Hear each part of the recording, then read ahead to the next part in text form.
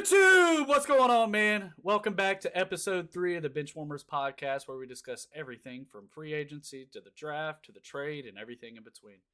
Caleb, this is episode number 3 now of the podcast that we're doing. Man, like Number 3. we're getting on up there. I mean, hey, this Hey, this is consistency, 3 straight yeah. weeks. All right, so first, what we have on the books today is Sneed to the Titans. He has a 4-year, $76.4 million contract with $55 million of it guaranteed. It's a third round 2024 to the Chiefs, and then they're swapping 2025 seventh round picks. I personally think this is a good pickup for the Titans. I think the Titans have done well offensively. I think that they needed to go after that, defensive side. I definitely think this is a good pickup for them. Yeah, for sure. Titans, they they need to figure out that quarterback situation if Will Levis is really the answer or not. But other than that, I mean, they're adding good pieces. They got Calvin Ridley this offseason. Now they're getting Legarius Need. So they're getting star players. They also still have DeAndre Hopkins there. Yeah, So they have the star players there. They uh I agree that they needed to work on the defensive side of the ball a little bit. I do think they've always been a team that's good at stopping the run, but they have struggled kind of with pass defense. And Legarius Sneed is going to help that a lot. He had a breakout year this past year with Kansas City, who's always been good his entire career, for but sure. really broke out this past year and really was helped that Chiefs defense be elite like it was and helped them Yeah. get that Super Bowl win.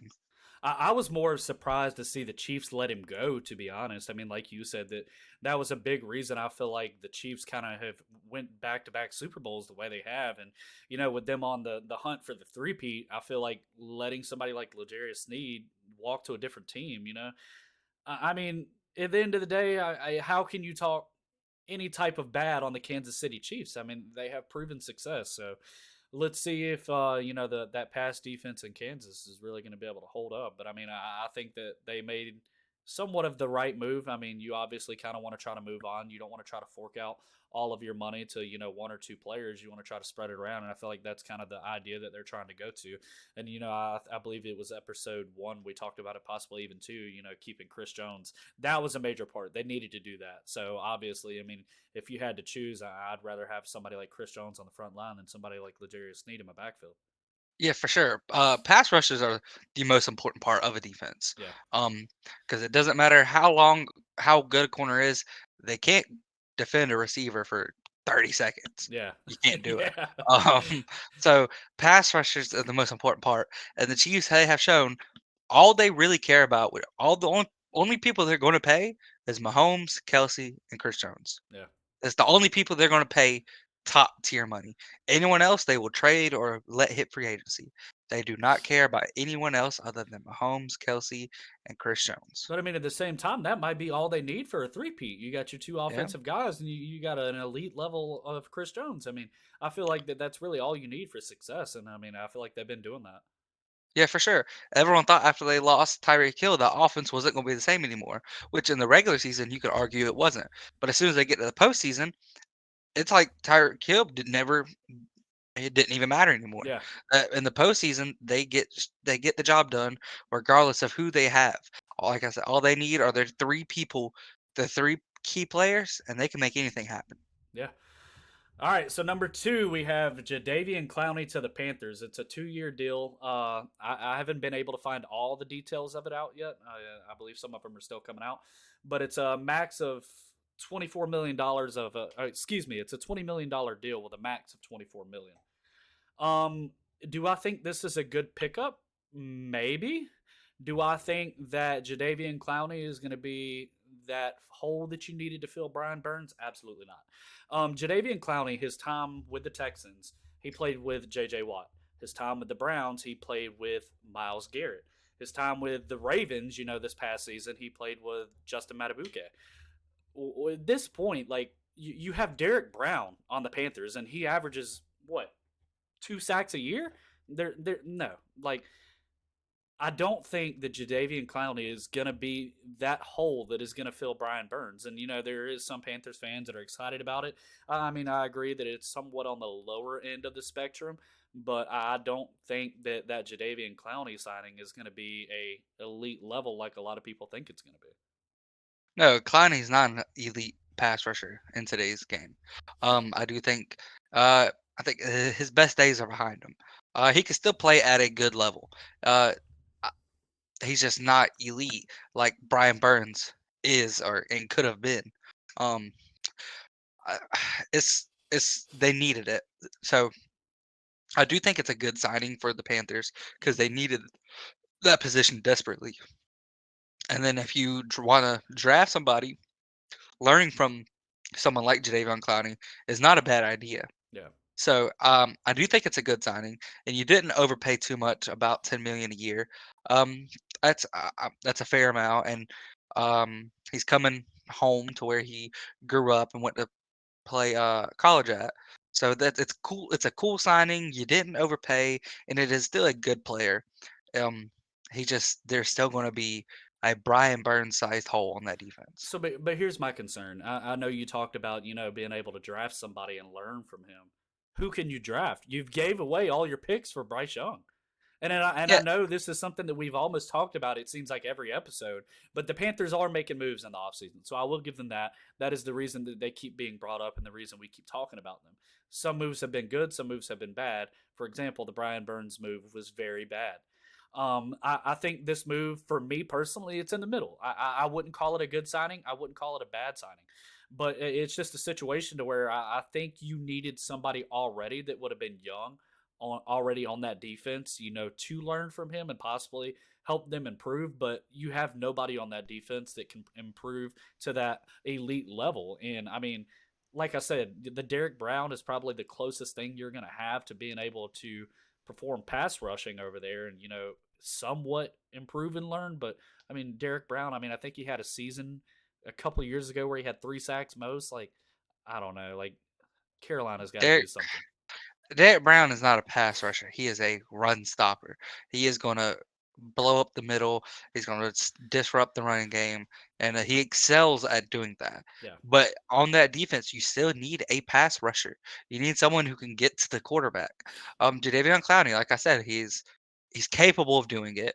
It's just not at that elite level like they need, Yeah. or not even. I would say, and he's just an average player with his and with where he's at in his career now. He's an average player. I think he is. I don't think he's going to play bad for them. I think he's going to play decent. But that's the issue. It's just going to be decent. And that's it. You still need to find that Brian Burns replacement. Yeah, absolutely. So, I mean, and one thing we talked to a Panthers fan, and he's obviously very excited about it. Correct me if I'm wrong. I believe Jadeveon Clowney was coming off of 9.5 sacks last season. But I mean, that just kind of goes back to what I was saying. There's those points in his career where he was producing 8 to 10, 11, 12, however many sacks he was getting. He's playing along the lines of, on the other side of J.J. Watt, the other side of Miles Garrett, the other side of Justin Matabuke. Like, what more can you really do at this point? Like, he's now going to be in a situation in Carolina where you are now the main and star pass rusher. Are you going to be able to complete your job as a pass rusher? And I mean, I just don't see him being able to be that guy.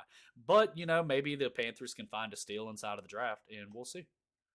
Yeah, he's going to be on the other side of DJ Wanham, who they did get this offseason, who is, once again, he's a young. Yeah, He had eight sacks this past season, which is good.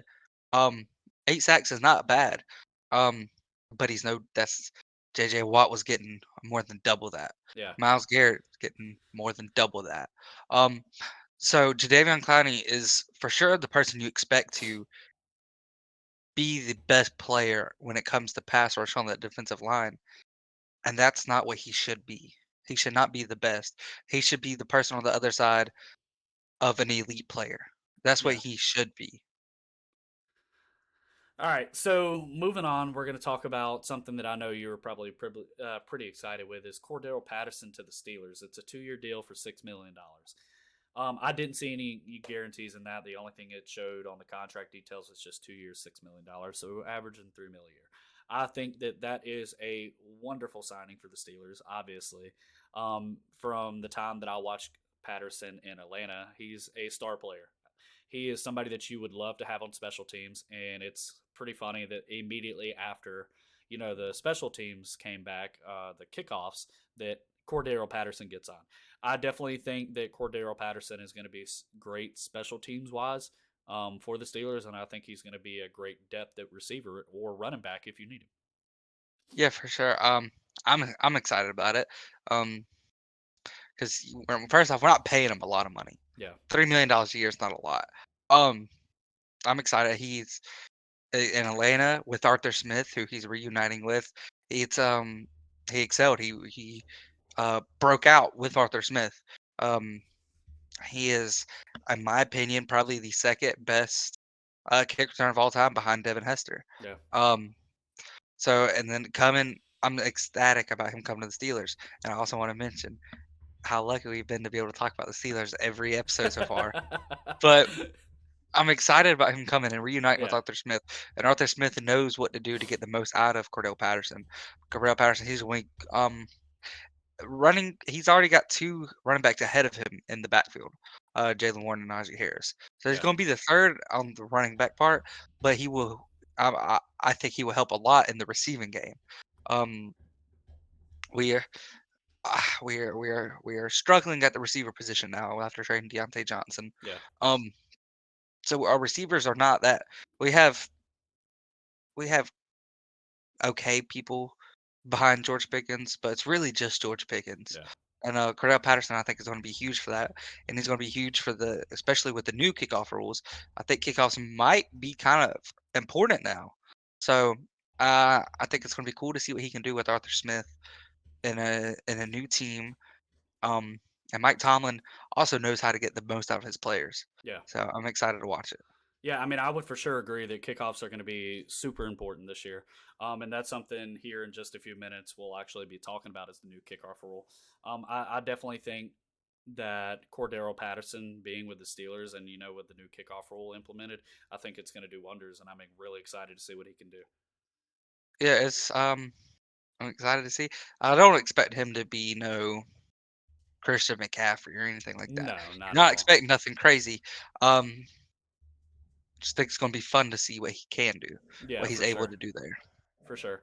So let's talk about Tre'Davious White. This is one that I was actually I learned a little bit more about him. Obviously, I knew about Tre'Davious White from his time with the Bills and stuff like that, but it really, and it's the way that I feel about a lot of cornerbacks. Unless they're getting interceptions, they're not talked about. But what about those corners who have so much presence on the field that they're not even being thrown on? And I felt like once I actually looked up Tre'Davious White and I kind of learned a little bit more about him and looked into his stats and everything, I think Tre'Davious White going to the Rams on a 1 year deal, excuse me, which is $10 million, by the way, pretty cheap for a corner. But he is 29 years old. In 2023, he had a week 4 Achilles injury, so obviously that's sidelined him for the entire year. I definitely think with Tre'Davious White, his issue is going to be injuries. Is he going to be able to stay healthy? Because as I was looking him up, he's missed 30 games over the last 3 seasons. That's a lot of time to miss. Now, if Tre'Davious White can stay healthy, I definitely think this is somebody who the Rams would be absolutely ecstatic to have. And this is why I say this. During the first 4 games last year, the three main targets that I noticed that Tre'Davious White played against is he played against Tyreek Hill, which had 3 targets, 2 receptions for 15 yards. He played against Garrett Wilson, which had 3 targets, 2 receptions, 1 yard.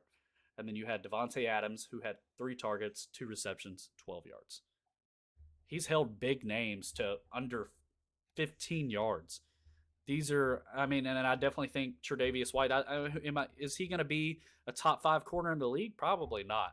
But I feel like all you really ask for is at least top 15, and I feel like he could probably be in that top 15 if he could stay healthy throughout 2024. Yeah, Travis White. I I've always loved him as a player.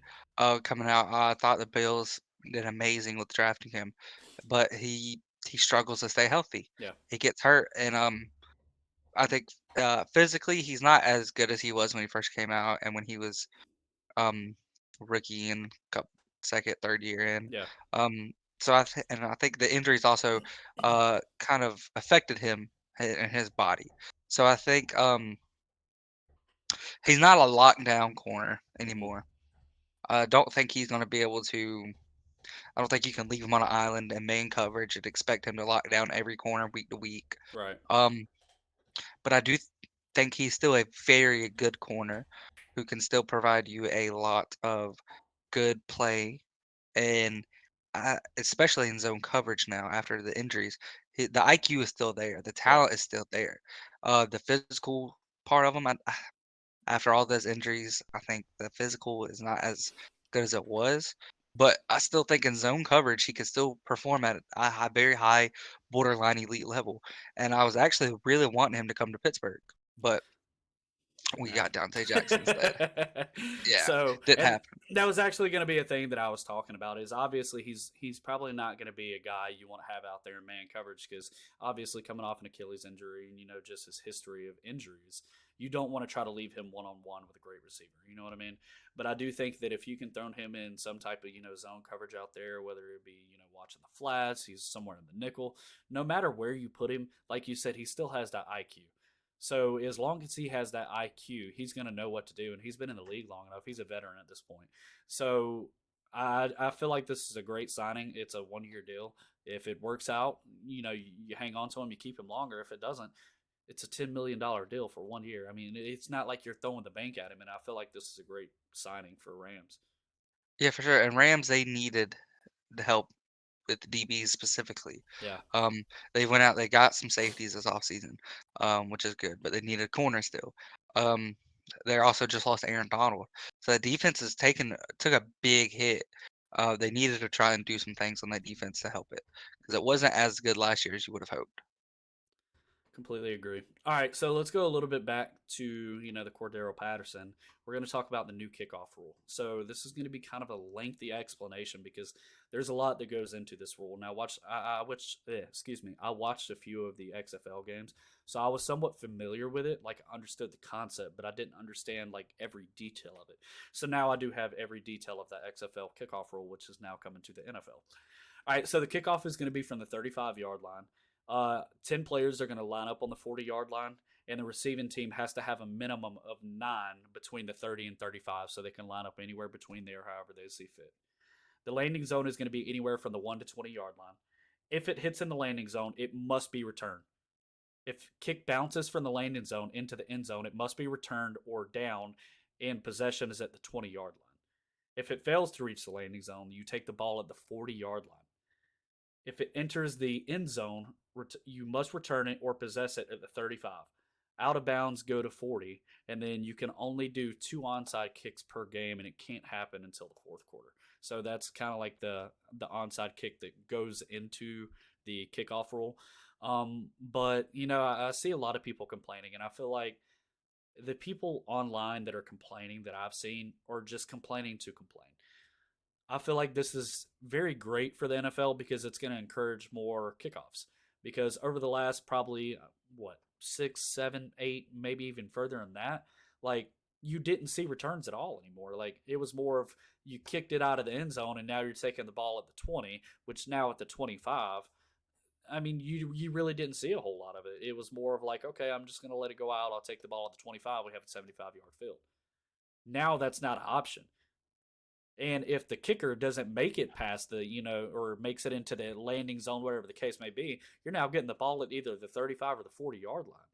You give somebody like Justin Tucker at the 40-yard line already, you have maybe 20, 25 more yards to go, and you're in field goal range. So that's going to be crucial this season. And I think that it is absolutely wonderful because I feel like we're now going to see a lot more dynamic and unique plays on kickoff. Yeah, I like it. Um, I think first off, the whole point of it is to make the game safer. Um, and I understand why they do it.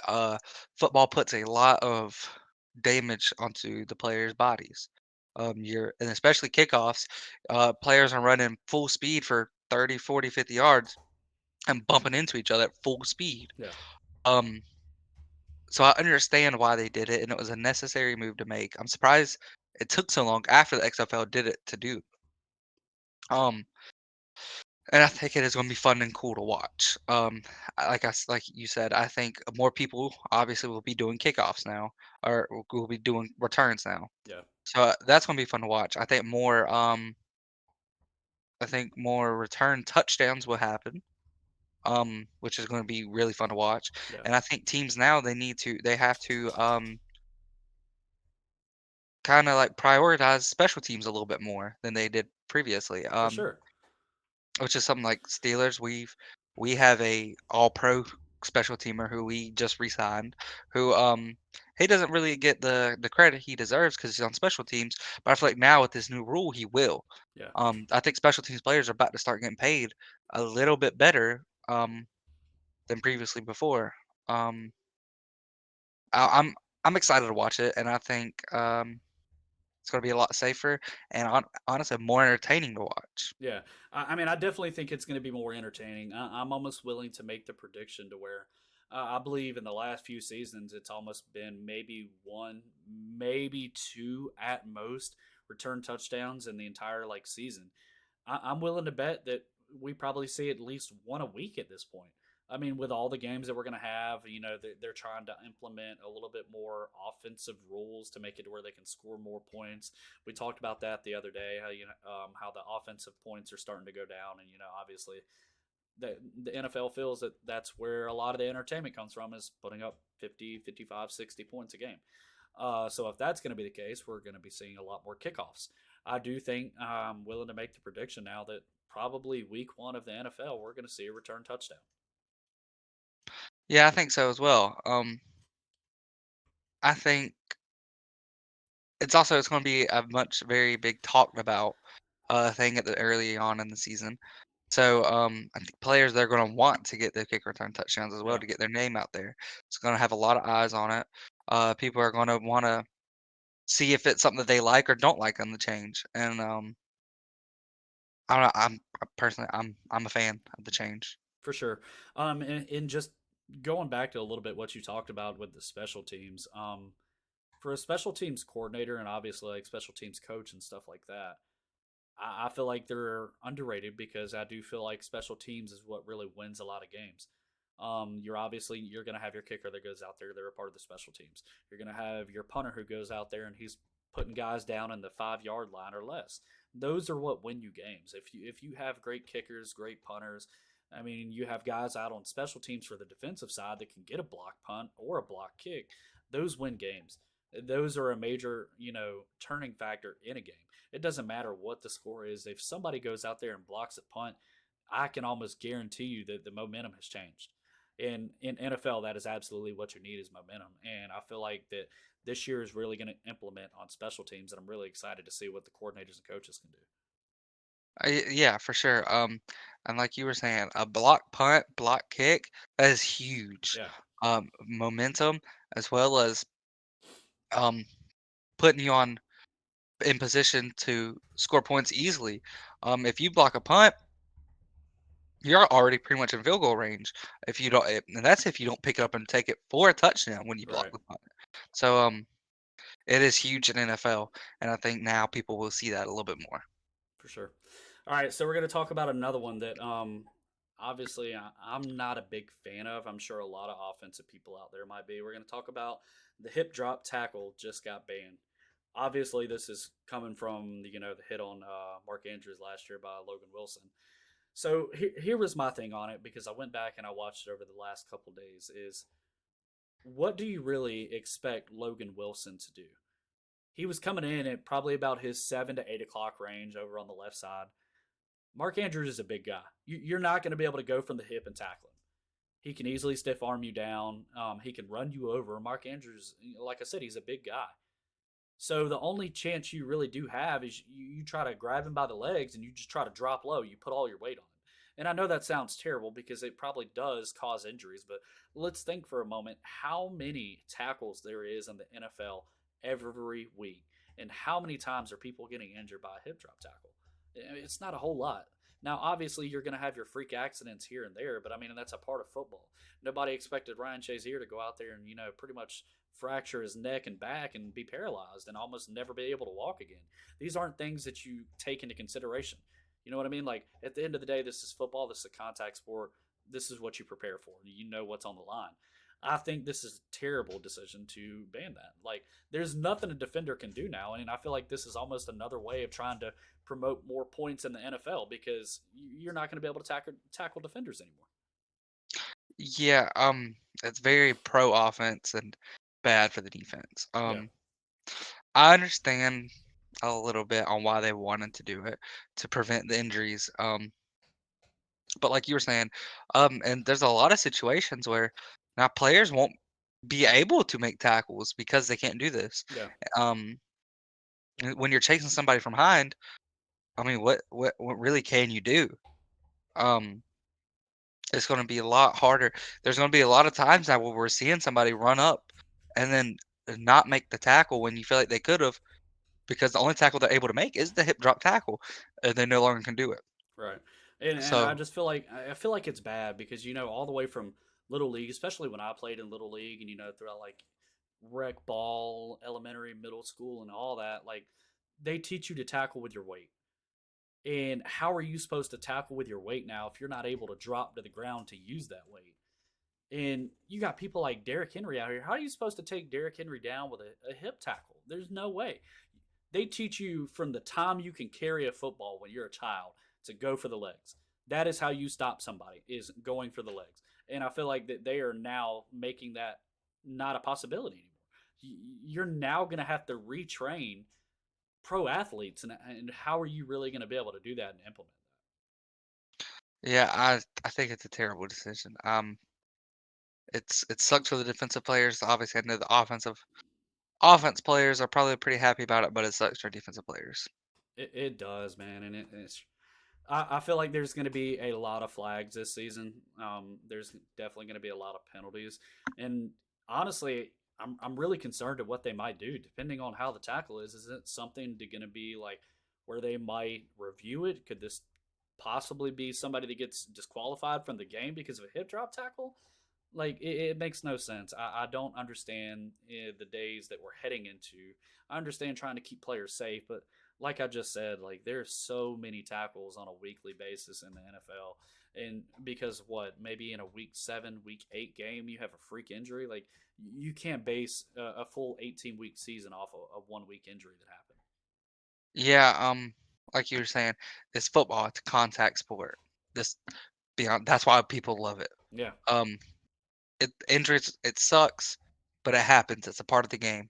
Um, I think the NFL is getting a little soft on us. I mean, look, I would have to agree. All right, so we're now going to move on and talk about the upcoming NFL draft.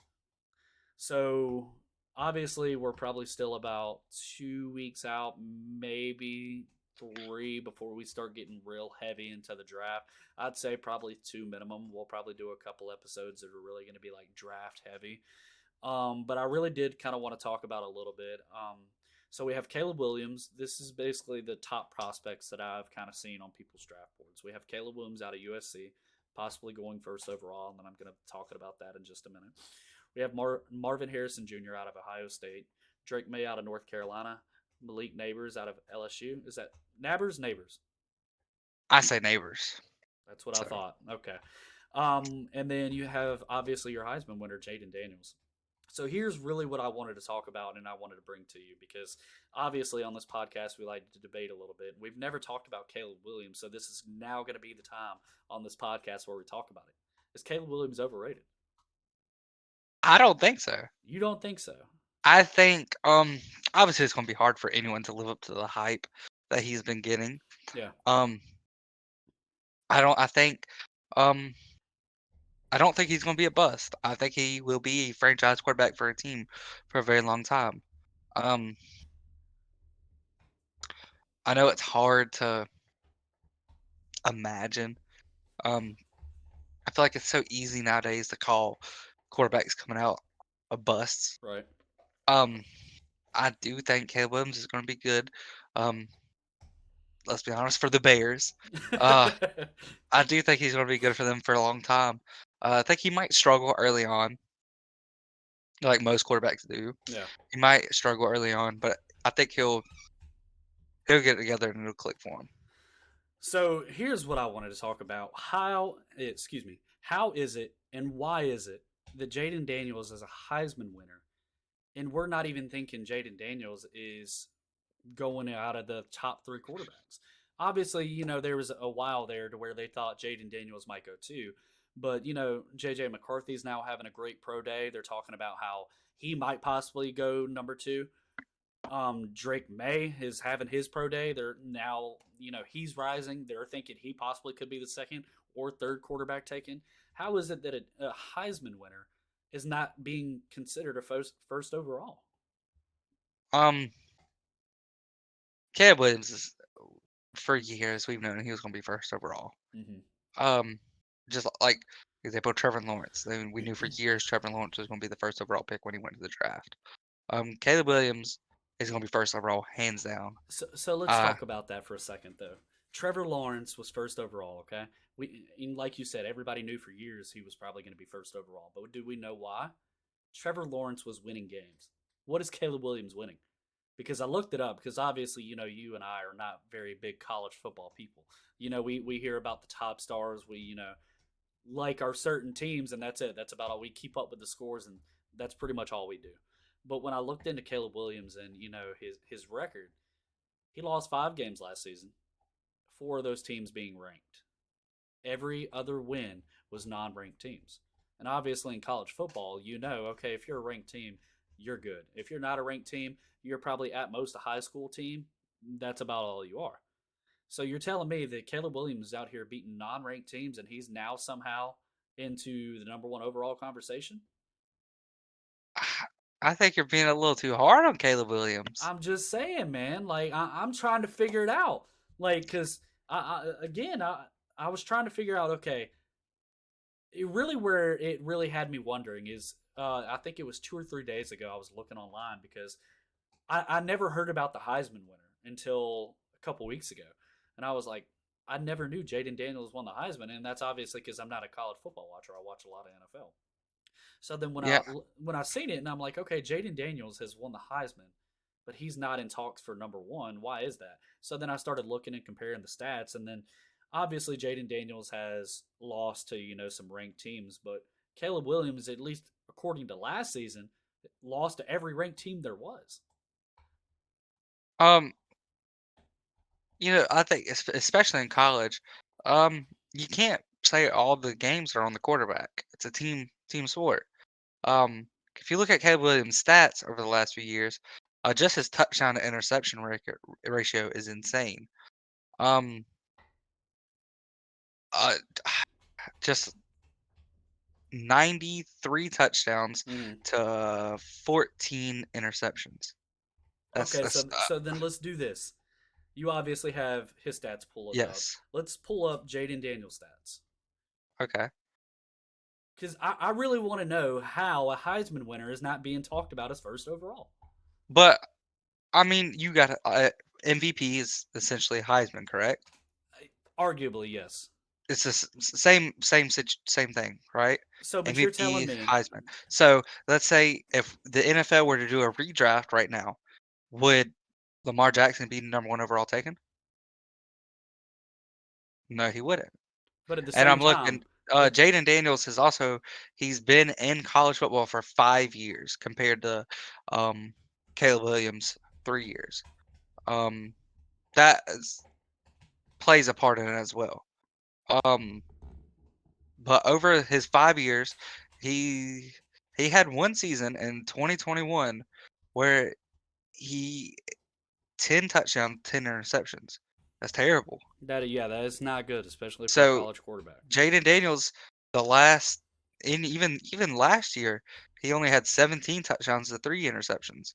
So he really only has 1 year of elite play under his belt, while Caleb Williams has multiple years. I could see the argument, but I don't know, man. I, just something about me. I got this gut feeling. I don't think Caleb Williams is number one worthy. I don't think Jaden. I think personally, I think Jaden Daniels is going to be a bust. Um, I think. I- Me personally, I think they're both going to be a bust. I mean, it's yeah, hard. It's very hard, and that's something that we were talking about with our Panthers friend. It is very hard to find a quarterback in the draft.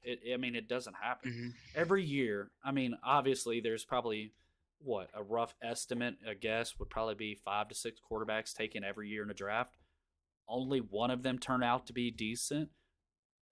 Sometimes you draft that elite one, and then sometimes the rest are just maybe career backups. I mean, let's take a look at last year. My God, last year's draft for quarterbacks was terrible. I mean, that was the draft that they had Desmond Ritter, which I'm still thinking if he had the right coaching behind him, he could be a starter somewhere. But I mean, that's to be determined. But I mean, Yeah. last year's draft was terrible for quarterbacks. Absolutely bad. Yeah, Kenny Pickett didn't turn out all that great. Um, yeah, it was, and it was a known coming into the draft that it was a bad QB class. Kenny Pickett was the only day one quarterback taken. And he hasn't looked that great. You have Malik Willis, who everyone thought was going day one, who dropped all the way down to I believe the third round, who I'm not even sure is on a team right now. He probably is. I just bad second, third string somewhere, and I just don't know. But it's that QB class was terrible. Like you said, you don't have many franchise quarterbacks coming out of the draft. No, One, maybe two. Unless that one year where it was two Herbert, like Trevor. That I think that was that year. I had a lot of quarterbacks coming out of that that was a year. lot of great quarterbacks, Um, but I don't I think think none of them no, I again think were that was the elite. Joe Burrow. Was that the Burrow class? It might have been. Yeah, so that one had a lot of quarterbacks. But typically it's one, maybe two good quarterbacks coming out of the draft. Yeah, This year we have a few projected to go in the first round. You also got yeah, like you said, JJ McCarthy and Drake May, who I think Drake May might be my favorite quarterback coming out this year. I think Drake May might end up being the best. And JJ McCarthy is flying up on people's boards. yeah, JJ absolutely. McCarthy could end up being the best. I'm telling you, after watching the pro day clips that I've seen of JJ McCarthy, that guy means business. And maybe where it is for me is a lot of the quarterbacks who are now thinking that, okay, I proved it in college. I don't have to go out here for a pro day, or I don't have to go out here to the combine because look at my work. This is what I've done. But I don't think that that is a fair assessment. You know what I mean? Like, I feel like you still need to show up and you still need to try to show that you are that guy. And I feel like that's kind of like where we're getting with a lot of the quarterbacks nowadays. It's they're like trying to like be these prima donnas to where they're thinking like, oh, I'm the guy already. Like at the end of the day, you're still a college quarterback. You haven't even made it to the NFL yet. And even when you do make it to the NFL, you now have to be an NFL star. You know what I mean? Like, okay, that's cool. You were drafted by a team 3 years ago, but you've been riding the bench since. I mean, obviously, I would love that job because you're paid millions of dollars to go out there and do what you love. But in the eyes of fans, like, okay, like you were drafted, but now you're riding the bench. So Yeah. go ahead. Um, I think people I think the players they are getting a little I don't know what the right word to use here is. Entitled. There you go. They're That's feeling a little perfect. entitled. That is perfect. Um, I think they're feeling a little entitled, and I see why they feel that way because in college they kind of have the right to be. Yeah, Caleb Williams has the right to walk around and act like he's the greatest thing on the planet while he's in college. But when you go to the NFL, something Minka, one of my Steelers, has said in an interview is in the NFL, um, every snap you play is earned. It's not given. Um, it doesn't matter where you're drafted, how much money you make. You're always replaceable. Every snap you get, you have to earn. absolutely. And this really goes back to because obviously one of our good friends watches a lot of college football and huge fan of Georgia. And every year, no matter what college team it is, honestly, because there was some talks there for a while that, oh, this Alabama team or this Georgia team or this Clemson team could be at the time the Browns because they were the 0-16 team or the Lions because they had a bad season. I'm willing to bet every dollar in my bank account the best college team will never beat the worst NFL team. Never. And Yeah, it's just because in the NFL, every single one of those players on the roster were the best prospect at that time in college. You yeah. have to think It, of how many colleges are around the United States. You know what I mean? And then they had just enough to make a 53-man roster. it's obviously the worst NFL team would smoke the best college team. Right. I don't know why people don't understand that. Uh, Half the people on the starting Alabama roster isn't going to be starters in the NFL. Right. Um, That's if half of them even make it to the NFL. yeah. So who's the worst? Panthers are the worst team this past season. Panthers would absolutely demolish Michigan. I mean, Yeah, I guess you're right, but uh, no, but honestly, yeah, I mean, I they agree. would destroy Michigan and Georgia and Alabama and all those teams. Yeah. I don't understand why people don't realize that. So, but just kind of going back to what we were talking about, I think that from the time period we grew up in, obviously watching the Tom Brady's, the Drew Brees, Peyton Manning, Eli Manning, Matt Ryan, it just felt like those guys earned it. You know what I mean? Like when when they went out on that field that they earned that spot. They weren't given that spot.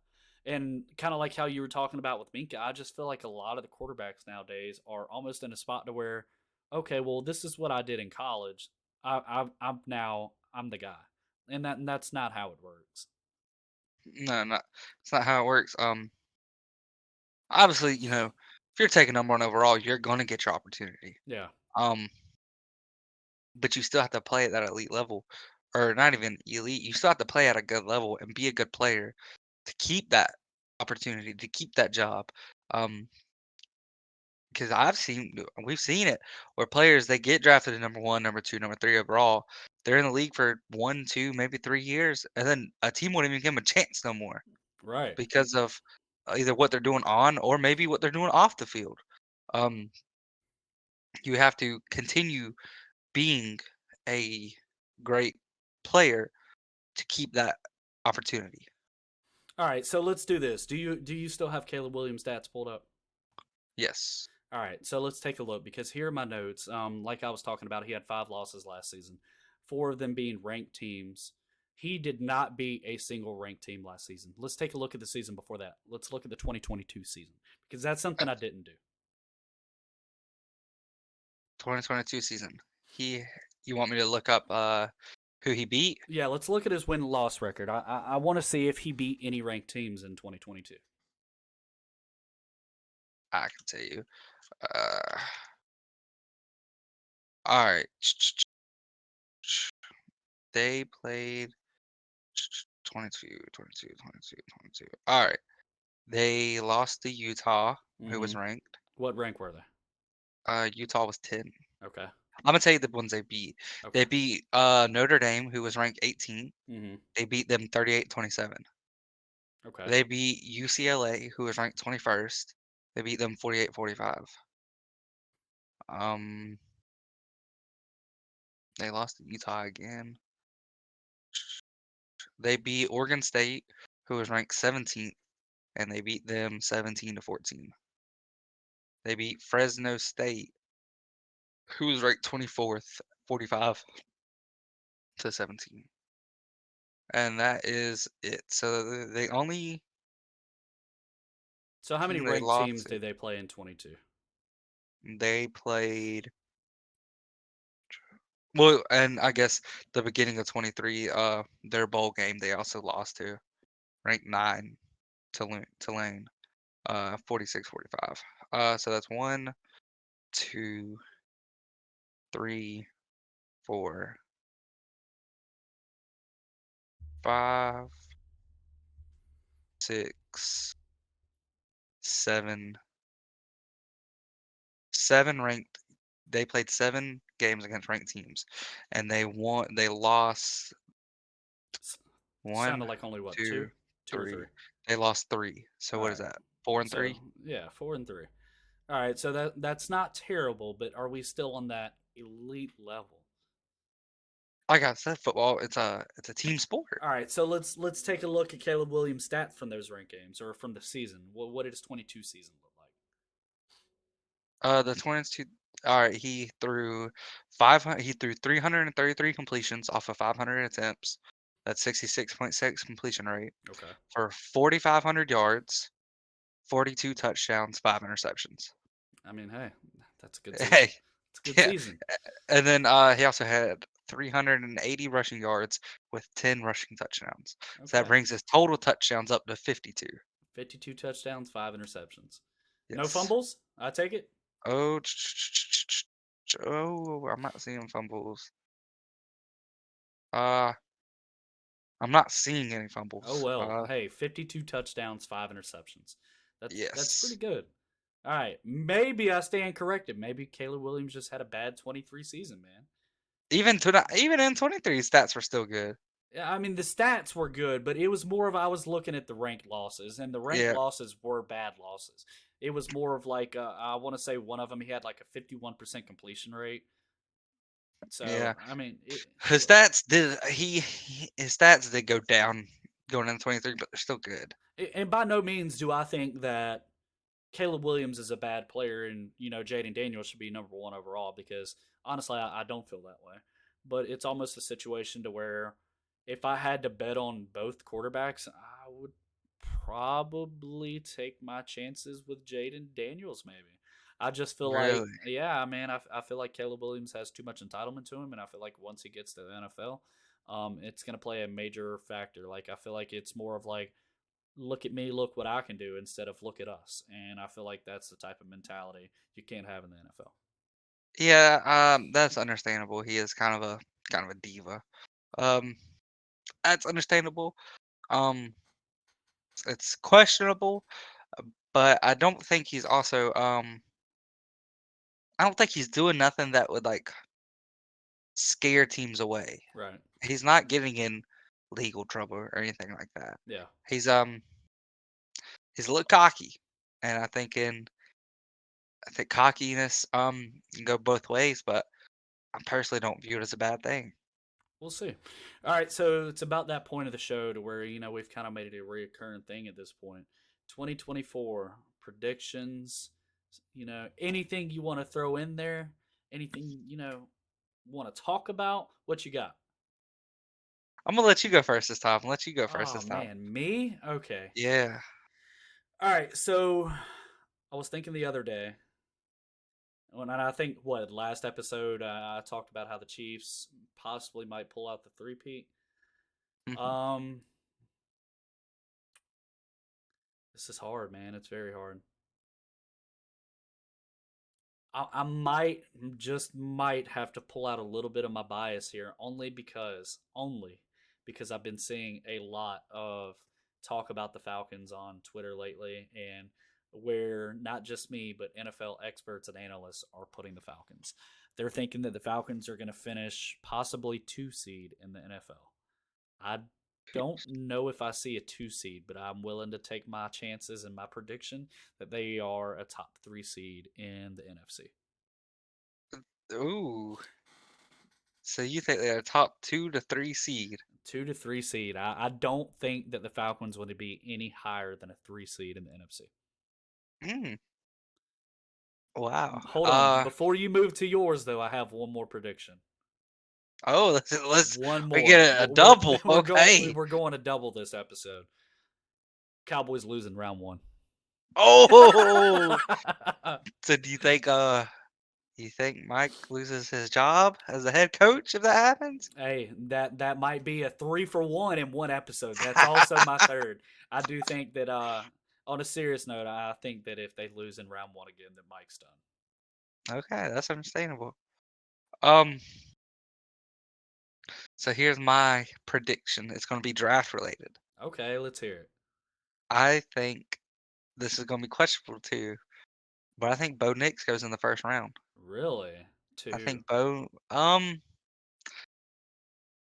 kind of think Minnesota with that 23rd pick that they traded with Houston. I am seeing a lot that they're actually trying to move higher too, I or did see I that guess too. lower. Yeah, Um, but I think the person they would want is JJ McCarthy. yeah, But I'm it's looking like that's going to be harder and harder to make happen. yeah. And correct me So if I'm I wrong. think I think. Go ahead. I think if they can't get JJ McCarthy, I think they take Bo Nix in the first round. Yeah, and personally, the way I see it, the way it's looking like anyway, Caleb Williams going one. Number two is still kind of deciding. Obviously, Drake May. they're thinking that's a first. I haven't really heard that one yet. I've heard a lot of Jaden Daniels.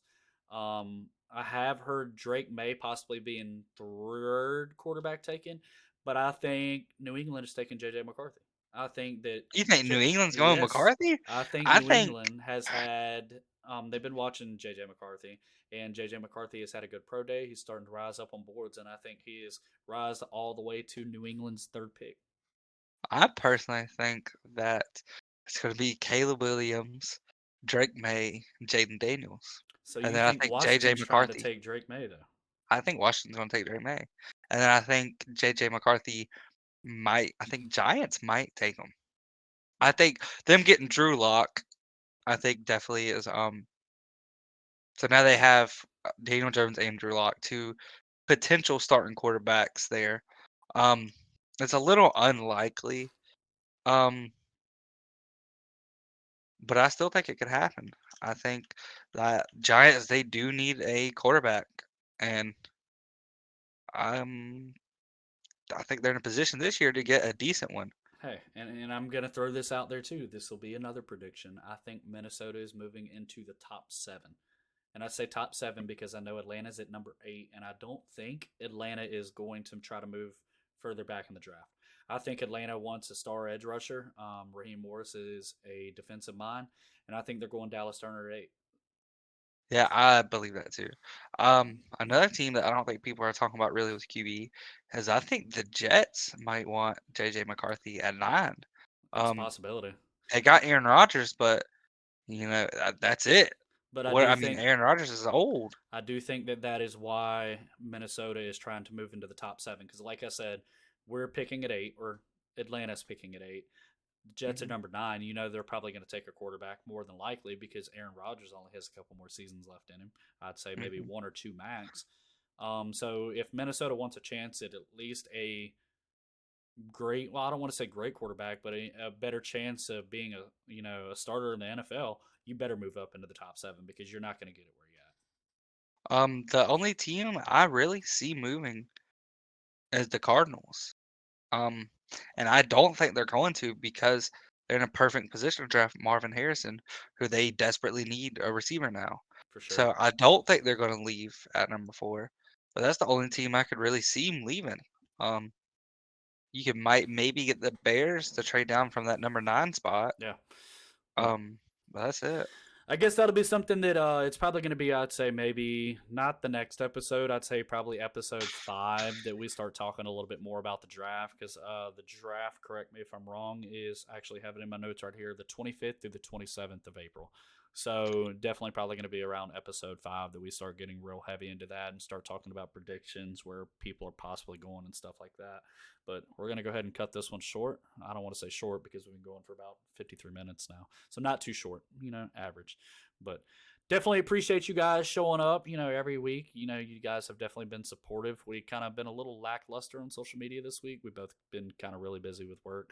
That's going to change. We're going to make sure we get some shorts out, try to keep you guys informed for the people who didn't want to watch the whole 53 minutes. I have been adding chapters in, kind of making it easier for you guys if you want to pick up on certain parts that you want to watch and stuff like that. But hey, anything else you want to add, Caleb? No, that's it. I appreciate everybody for the support. Appreciate everyone that watches and hits that subscribe button. I appreciate all of you. Yeah, absolutely. Hey, that subscribe button, that bell, drop some comments for us. Look, man, we're always Hey, open to suggestions. If you guys want to hear anything, please let us know because it'll give us even more reason to talk about it. So follow us on Twitter. Follow us on TikTok. there you go. In So the description. In the description. there you go, man. All right. If you guys don't, well, if you don't have anything else to add, we're going to go ahead and head out. See you guys in episode 4. Appreciate it.